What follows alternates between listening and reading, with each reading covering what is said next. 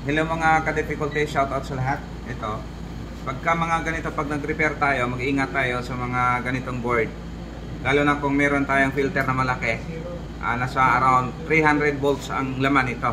So kung ikaw ay mag-check agad sa tester, magulat kayong tester mo ay puputok o masira dahil may charge yan. So tingnan natin, check natin kung ilan yung charge niya. So set lang natin ang ano to, 1,000. Sa positive side, dikit konti. Tingnan mo. Ayun oh. Ilan? May 200 volts na nakuha. So, pagka i-check mo kagad ng times 1 o anong checking na gagawin mo, tiyak, sira at tester mo nun. Dahil mataas yan. So, i-discarga natin gamit yung DIY na discharger natin. Check natin. Ayun oh. Lakas oh. So, yun. Nawala na.